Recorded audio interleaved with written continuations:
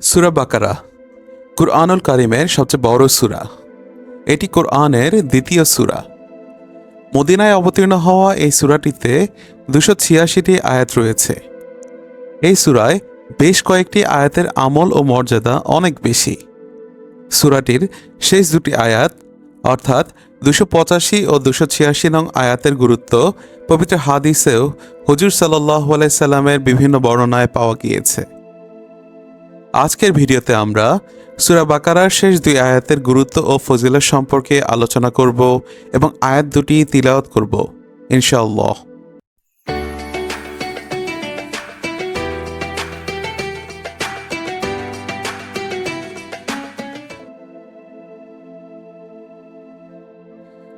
সহিহ মুসলিম শরীফে সূরা বাকারা এর শেষ দুটি আয়াতের ব্যাপারে বর্ণিত আছে যে এই দুটি আয়াত রাসূল সাল্লাল্লাহু আলাইহি সাল্লামকে মিরাজের রাতে 5 ওয়াক্ত নামাজের সাথে আসমানে দান করা হয়েছে। এছাড়াও তাফসিরে মাঝহারতে এসেছে, হযরত আব্দুল্লাহ ইবনে মাসউদ রাদিয়াল্লাহু তাআলা আনহু বর্ণনা করেন যে রাসূল সাল্লাল্লাহু আলাইহি সাল্লাম ইরশাদ করেন, যখন আমাকে সিদরাতুল মুনতাহায় নিয়ে যাওয়া হয় তখন 3টি জিনিস দান করা হয়: 5 ওয়াক্ত নামাজ, সূরা বাকারার শেষ দুই আয়াত এবং উম্মতের মধ্যে যারা শিরক করে না তাদের কবিরা গুনাহ মাফ হওয়ার সুসংবাদ। হযরত আরফা ইবনু আবদিল কালাই রাদিয়াল্লাহু তাআলা আনহু বর্ণনা করেছেন, এক ব্যক্তি আরজ করল, হে আল্লাহর রাসূল, কুরআনের কোন সূরা বেশি মর্যাদাপূর্ণ? রাসূল সাল্লাল্লাহু আলাইহি সাল্লাম বললেন, কুল হুয়াল্লাহু আহাদ। সে আবারও জিজ্ঞাসা করল, কুরআনের কোন আয়াত বেশি মর্যাদার? রাসূল সাল্লাল্লাহু আলাইহি সাল্লাম বললেন, আয়াতুল কুরসি, লা ইলাহা ইল্লা হুয়াল হাইয়ুল কাইয়্যুম। সে পুনরায় জিজ্ঞাসা করল, হে আল্লাহর নবী, কুরআনের কোন আয়াত এমন যার বরকত আপনার ও আপনার উম্মতের কাছে পৌঁছতে আপনি সবচেয়ে বেশি ভালোবাসেন? রাসূল সাল্লাল্লাহু আলাইহি সাল্লাম বললেন, সূরা বাকারার শেষাংশ, কেননা আল্লাহ তাআলা তার আরশের নিচের ভাণ্ডার হতে তা এই উম্মতকে দান করেছেন।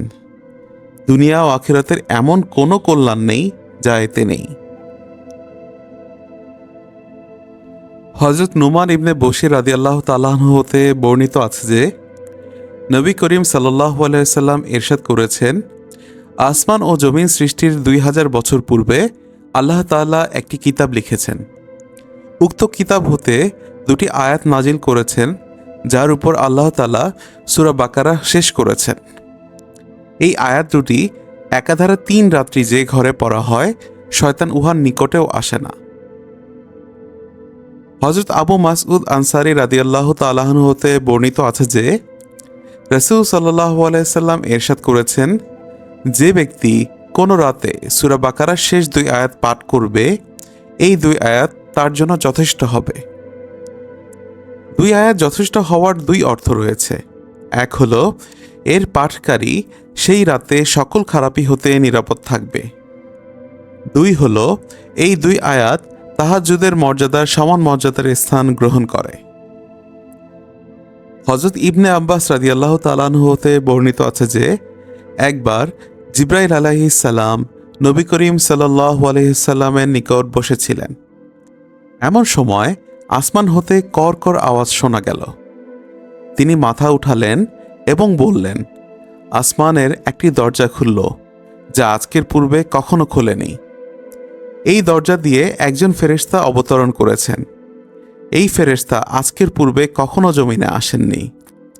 সেই ফেরেশতা খেদমতে উপস্থিত হয়ে সালাম করলেন ও আরজ করলেন, সুসংবাদ হোক, আপনাকে দুটি নূর দেওয়া হয়েছে যা আপনার পূর্বে কোনো নবীকে দেওয়া হয়নি। একটি সূরা ফাতিহা, দ্বিতীয়টি সূরা বাকারার শেষ দুই আয়াত। আপনি তা হতে যে কোনো বাক্য পড়বেন তা আপনাকে দেওয়া হবে।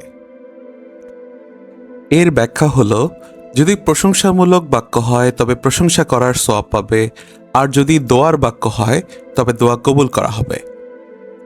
হযরত আলী রাদিয়াল্লাহু তাআলা আনহু বলেছেন, আমার মতে যার সামান্য বুদ্ধি জ্ঞান আছে সে আয়াত দুটি পাঠ করা ছাড়া নিদ্রা যাবে না। এই আয়াত দুটি নিয়মিত পড়লে বিপদ আপদ দূরে থাকে এবং জান্নাতের পথ সুগম হয়।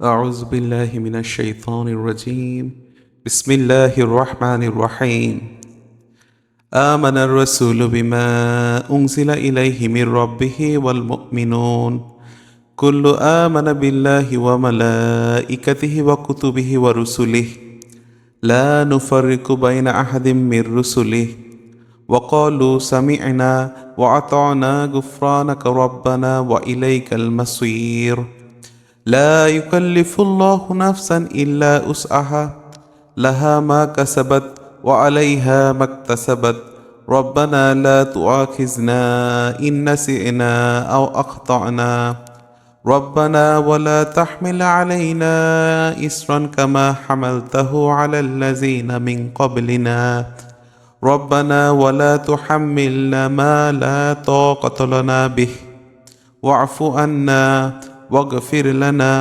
وارحمنا أنت مولانا فانصرنا على القوم الكافرين আল্লাহ তাআলা তাই আমাদের মুসলিম উম্মাহকে সূরা বাকারার শেষ দুই আয়াতের গুরুত্ব বুঝে আমল করার তৌফিক দান করুন এবং এর মর্যাদা অনুযায়ী ফজিলত যেন আমরা পাই সে বিষয়ে আল্লাহর রহমত ও অনুগ্রহ প্রার্থনা করছি আমিন। ভিডিওটি ভালো লেগে থাকলে লাইক দিন, শেয়ার করুন এবং আমাদের চ্যানেল নতুন হয়ে থাকলে চ্যানেলটিকে সাবস্ক্রাইব করুন।